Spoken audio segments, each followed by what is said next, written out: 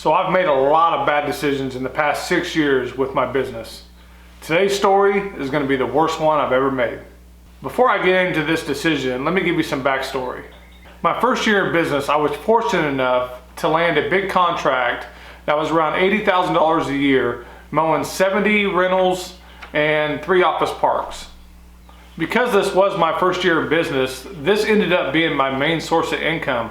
We didn't do a lot of advertising. We didn't do a lot of other things to try to get more business because we wanted to make sure that we could handle the job that we recently got. So in my second and third year in business, we retained this property and we started adding on residential and other commercial properties as well. We started doing other jobs like fall cleanups. We started doing aerations. We started doing a little bit of landscaping, bed maintenance, all those type of things, so we could be a more well-rounded business. So now into my fourth year of business, we still have the big contract. We're doing a lot more stuff for the big contract. We're doing a lot of flower bed maintenance. We're doing all kinds of different things. So this has now turned into about $100,000 a year contract, and we've also added about 35 to 45 residential properties and a few more commercial properties on top of that. To say the least, we were very busy. So a few years back, before I started my business, my wife had went through nursing school and she got her RN, and she had worked a couple different jobs, and she's trying to kind of find the job that she really likes. The date was March 15th, 2018. I just completed my fourth year of business, and I remember this date because it was the day that I was going to watch the Kansas Jayhawks in the NCAA basketball tournament at Intrust Bank Arena in Wichita, Kansas. And I remember I was actually getting ready to walk in the stadium with my friends when I get a call from my wife. So I answer the phone and my wife is crying, and she's not in a, you could tell she was very stressed out. She's crying. She hated her job. They didn't treat her very well at all. It just wasn't a very good place to work. And this is something that had been kind of brewing for a while, but she was trying to stick it out. She was trying to do the right thing. And she wanted to give it more time and see if things can turn around. But things never did. So she's calling me on the phone and she's telling me all this stuff, and I feel bad for her. I don't want her to struggle that way, and I hate seeing my wife upset, and she's crying. She hates this job, and I'm just sitting there thinking, I'm like, honey, just quit. Just quit. We don't need that job. If it makes you that upset, I don't want you to do it. So I'm telling you right now, just to quit, put in your 2 weeks. She was a little hesitant. She was hesitant because she didn't want to let anybody down. I mean, it was a good paying job, but it wasn't one of those jobs she enjoyed going to work. So what I did as a husband is I told her that, hey, we're gonna be okay. We're gonna be okay. I want you to turn in your 2 weeks today, and I want you to take some time, calm yourself down, go find the job that you really like. So that's exactly what she did. She put in her 2 weeks, and now she quit her job. So a couple weeks after that, I get a call from the people that I do the big contract for, and I go in, we talk about a few things, and I realize that I'm not gonna be retaining this property anymore. So I won't be able to do this property anymore, and that was a big hit. You're talking $100,000. My wife just quit her $70,000 RN job, and right now I'm starting to feel the pressure a little bit. So here I am as a business owner. I had this really nice contract. I was starting to kind of build up things around it because I knew I didn't want to put all my eggs in one basket. But I was trying to do that kind of year by year, and I wanted to build up the things around it, so if I did end up losing that contract, I would still be okay. Unfortunate for me, I wasn't doing that well enough or fast enough, and now I'm kind of left in a pickle. So the previous year, I'd done some subcontracting for another lawn care company that did a lot of city properties. Once this all came about my wife quitting her job and me losing the big contract, I was thinking about how I was going to generate some more revenue and make some more money so we would be okay. The first thought that came to my mind was getting more of these city properties. So what I did is I contacted the company that I'd done some sub work for previously, and I asked them what they had still available as far as sub work and the properties and that type of stuff. And they had a lot to choose from. So what I did is I kind of went through there and I started seeing some of these bigger properties that paid a pretty good amount. And I'm like, man, this could be it. This could be the thing that I needed to get me back on track and make sure that me and my family are going to be okay. So I started doing some research on these properties, and the first thing that came to my mind obviously was, I don't have the equipment for this. I don't really have the manpower for this. But I kept telling myself that I needed it because I needed the money. I needed the money, and I was afraid that we were gonna go a long time without my wife working, or something else bad was gonna happen. So I thought I needed to replace that money like right now. Even though I think we would have been okay, I panicked a little bit. So this leads me to the worst business decision I've ever made for my lawn care business.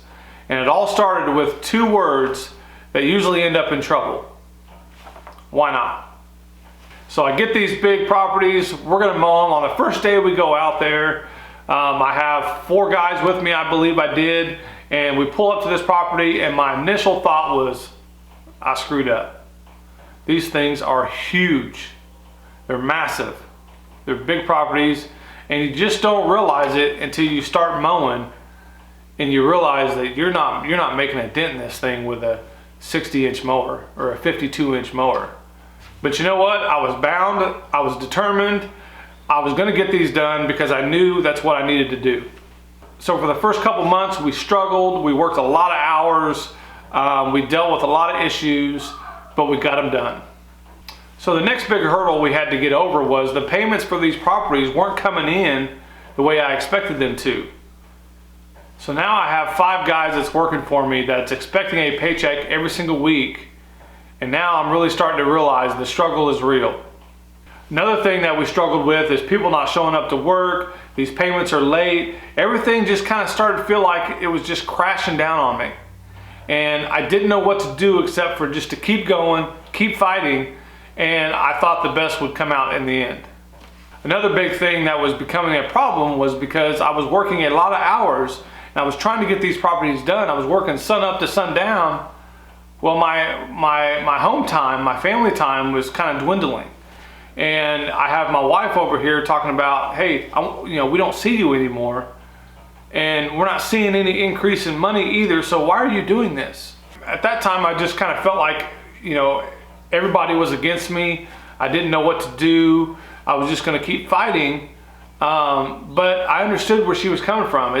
They're all valid points. Like, why are you doing this if you're not getting paid? So we kept mowing these big properties and money was trickling in a little bit. I was still, it felt like every single week I was robbing Peter to pay Paul, and I just wasn't getting ahead because, we put all of our time and resources into these big contracts, big properties, and the money was just slowly trickling in. It wasn't coming in the way I thought it was going to, and it created a really hostile place to be. And every single day, it was just something new, some different fire that I had to put out. But I was bound and determined to get it done. I didn't know what else to do. So one part of the business that people don't talk about a lot is employees, and the fact that, they're counting on you for a paycheck. And they've been working with me for, I had one guy, been there like a year. The other guys were a few months.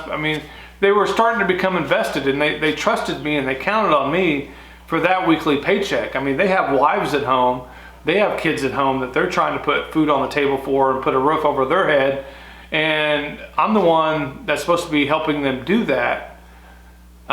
So I really thought about just dropping these properties and everything would be fine, but the fact that I would have to lay off employees, and there's just no doubt about it. I had 5 employees at the time. I would have at least had to lay off 3 guys, maybe 4. So that right there was a big responsibility that I never thought of before because everything was just going so good. I didn't think anything was ever going to happen. I thought I was going to keep that big contract forever and everything was going to be hunky-dory, right? No, it didn't work that way. So now I have payroll every single week coming through that, like I said, I'm robbing Peter to pay Paul every single week. And I got employee taxes that I'm having to pay. I got unemployment I'm having to pay. I got all these things that are just kind of, they're coming down on me like a big crushing waterfall, and I don't know what to do. So obviously that year I was getting pulled in all kinds of different directions. I was getting heat from over here. I was getting heat from over here. And all the while I'm trying to put on this face of like, hey, I got this, you know, and inside I don't want to say I was dying, but I didn't know a way out. So all I did was just kept working. I just kept working and kept working and kept working. Eventually we made it through the year. I started getting my payments after the fact. Once the year was over, I started getting my payments that I should have been getting before, and everything kind of worked itself out. I don't want to say 100% worked itself out, but at least I got paid for the work that I did, but I had to go through all those struggles to do it.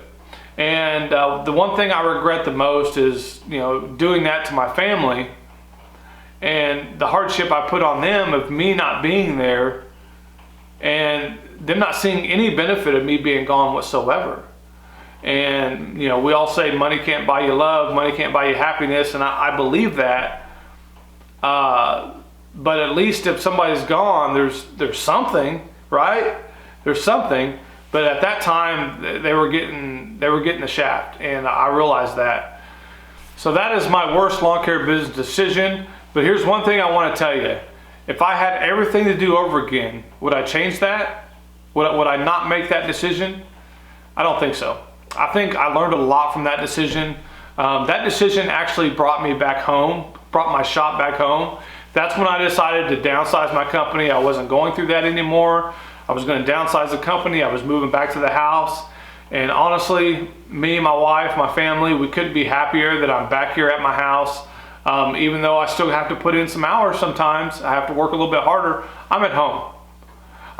My kids can just walk outside. They can see me whenever they want. I can go inside. I can eat dinner with them. I can do all kinds of different things, and then go just step right outside to the office and get my stuff done, which before I was 10 minutes away. And everything has just worked out so much better. I've went through 1 year of the downsize, and honestly, I could not be happier. The stress was just like lifted off my shoulders. It was just lifted off. And I just felt like everything was free. Like I was free. I didn't have no more stress.